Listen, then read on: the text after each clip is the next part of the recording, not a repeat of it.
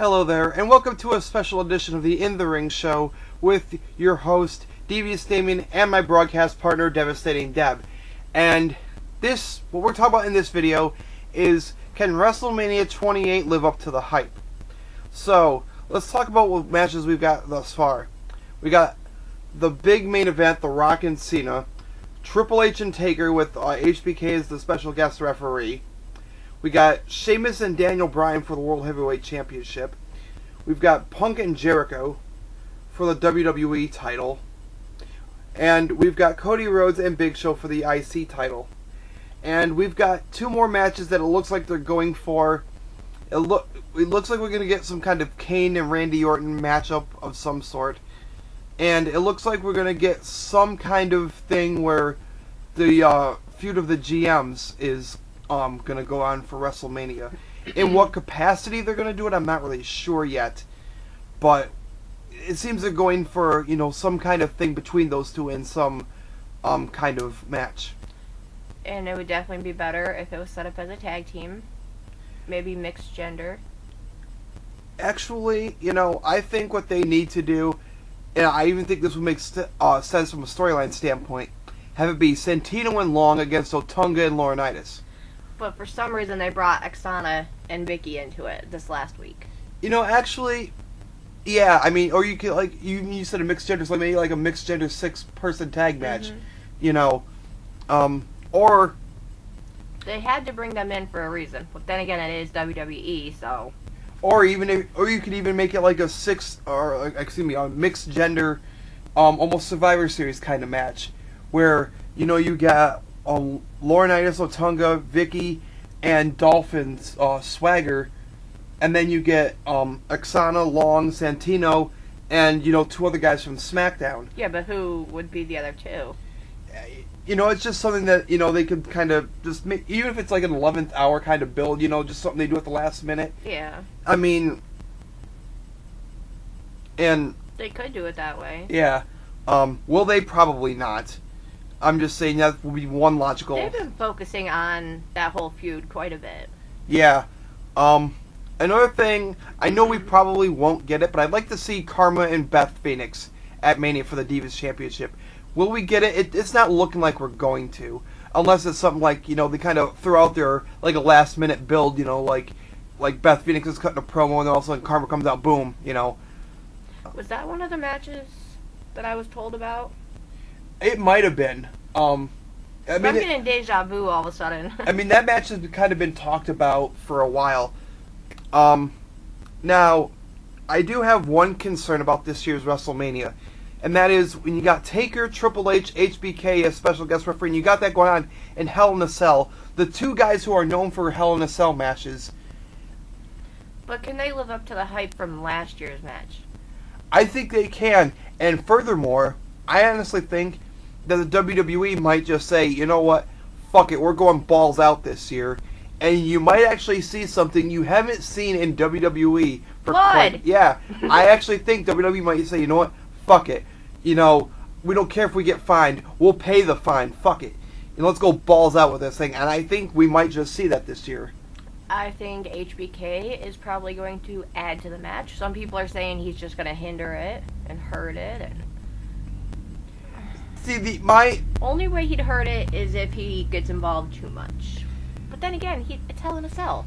Okay, my only problem with HBK being the referee, and yet again, this is my only complaint, is that and this is not just because it's HBK, it's whenever there's a special guest referee. They make the winner, pretty much. Well, they decide. Kind of, but it's also the fact that instead of the fans focusing on the wrestlers like they should be, they're looking at the referee. What's the referee going to do? How's he going to weigh in the outcome of the match? So, the fans are going to be sitting there, and they might end up paying more attention to HBK than they do Triple H and Taker because they're waiting to see what HBK is going to do. Well, there's going to be 3 legends in the ring, and there's able to be 3 wrestlers, not just 2 wrestlers and a ref. Yeah, like I said, I'm not. That is my only complaint about it. My only one.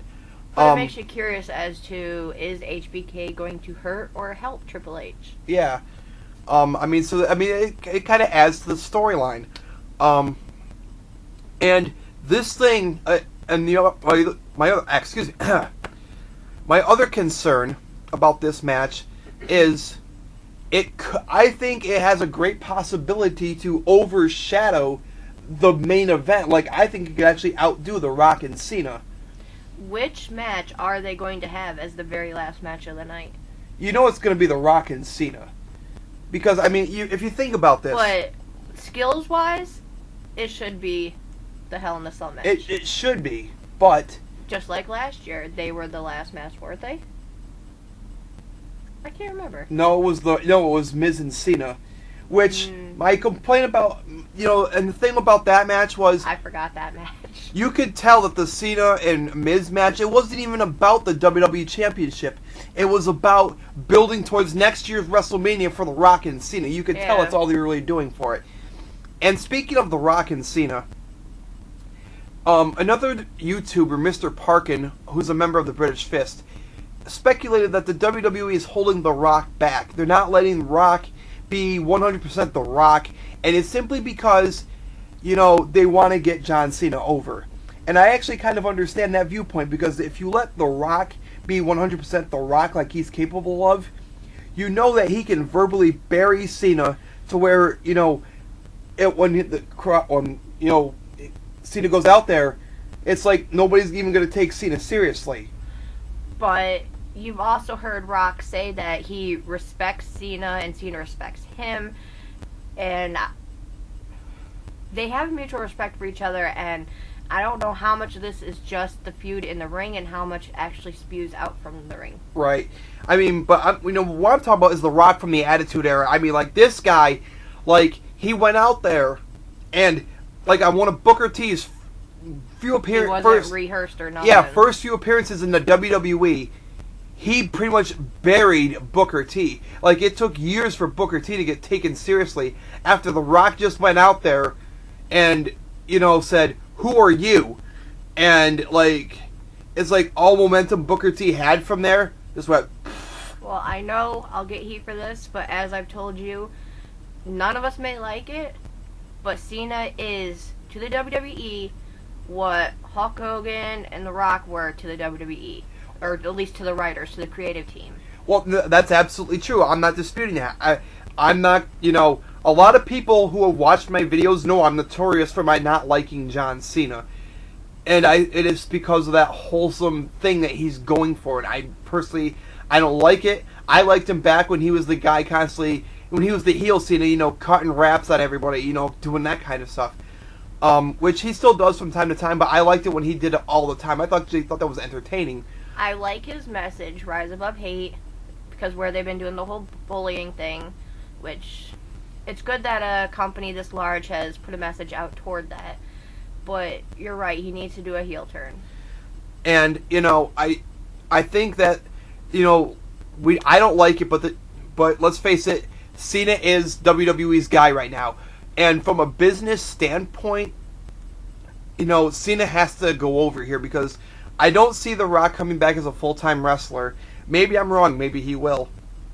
But I don't foresee it happening. And because of that, I think, from a business standpoint, Cena has to win here. Well, look at the past. Hulk Hogan came back to get Rock over more. Yeah. He spread the torch to him. What's going on now? Yeah, I think you're getting the same thing. I think, like, the only reason WWE is holding The Rock back a little bit is so they can kind of get John Cena over more. Because if you have The Rock just go out there and, kind of do what he did to Booker T, let's face it, what would the crowd do to Cena? It'd be worse than Fruity Pebble chants. Yeah, they'd be shitting on Cena 10 times worse than they do now.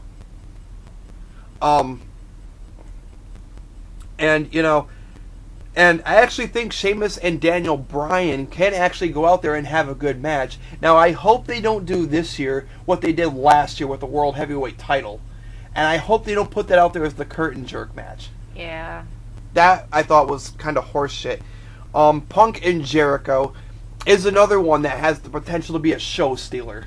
The title matches should be near the end of the show. They shouldn't be an opening up match, but all too often they are, even in the Elimination Chamber show. I agree. You know, there's two matches, in my opinion, that have the potential to steal the show and actually be better than the main event. Punk and Jericho and Triple H and Taker. Those two matches have the potential to steal the show and be better than Rock and Cena. Now, we got Cody Rhodes and Big Show. I hate to say this, but if there's going to be a good match here, Cody Rhodes is going to have to do all the work. Yeah. I mean, I know it sounds like I'm really shitting all over Big Show, but let's face it. Even Big Show himself has admitted, he's not the greatest worker in the world, and that you really have to kind of put him in there with somebody who can. His size hinders him some. Yeah, and Cody. Like any giant, it would. Like Cody Rhodes, if this is going to be a good match, it's going to have to be on Cody Rhodes. I mean, I know Big Show has been in the WWE a while, but with his size, it's really hard for him to have a great match because, I mean, I hate to say it, but it's true. Yeah. But as you have said before, Cody Rhodes is doing a whole lot of heat onto Big Show. And to make it believable, they're going to have to cut down a little bit. Yeah. So, my only two questions about this match are going to be, what are they going to do with Cody? Are they going to have him drop the belt to Big Show and kind of have him move up to the main event picture to get the kind of get the IC title off of him to sort of remove that mid-card stigma and push him up to the main event? Or are they going to keep the IC title on him, but sort of kind of still build him up to the main event and then have him drop it to somebody else down the line? It'd be kind of stupid for Big Show to win that title. Yeah. But you have seen stupider things. Now, as far as my they shit all over Big Show, honestly. Yeah. As far as my expectations for this year's WrestleMania, they're actually like up here. Like, I mean, they're really high. When you got a card like this that's shaping up the way it is, your expectations should be high. Last year, well, especially when you threw in Snooki from Jersey Shore, when that was just that. But you wanted to see that part. I mean, it was kind of funny, but I think that's when you started liking her, wasn't it? Kind of, but even so, I mean, it still lowered my expectation for feeling like a big event. Like, yeah. Like the only thing really. Like, we didn't pay for WrestleMania. We went somewhere else and watched it. Yeah, like. That's how our expectations were. Yeah, like, we didn't even want to waste our money ordering it. Like, I think the only thing that even made it worth going to a friend's house to watch it for me was The Rock. Honestly, that was the only. I was looking forward to the Taker and Triple H match. Honestly, I wasn't. It turns out I was wrong. It was a great match. The only reason I kind of. I was right. You were wrong. Yeah, well, the only reason I was a little hesitant to, get behind that match was because we had already seen it at WrestleMania 17, Mm-hmm. and Undertaker had won. So, in my opinion, it was like, how am I supposed to believe that 10 years later Triple H can get the job done now? Plus, Undertaker is like never in the ring. I mean, so I never believed that Triple H was going to beat him. However, Triple H did lose, but, they actually had him, like, really close to beating him, which kind of leads you to wonder what's going to happen this year. Time's almost out real quick. Who do you think will win, Jericho or Punk? I see Jericho passing the torch to Punk here. Yeah, me too. Cena's going to win. Also, Jericho has said that he wasn't coming back to WWE, so... Yeah. I think they're going to put the World Heavyweight title on Sheamus. They better. And I also think that Cody Rhodes is going to retain. I'd be very surprised to see Big Show with the Intercontinental title. But anyway, this has been our opinion of what we think WrestleMania is going to be this year. Let us know down in the comment section down below. Just some of our ideas, though, since we're just about out of time. Yeah, just some of our ideas. Let us know, what you're going to think of WrestleMania. What you think are your expectations. Do you think it can live up to the hype? Let us know down below in the comments. As always, thank you for watching. And if you like this video, hit like. Please subscribe. If you hate, go ahead. I don't care. Yeah, any opinions are welcome. Anyway, for the In the Ring show, this is Devious Damien, along with Devastating Deb, saying goodbye for now.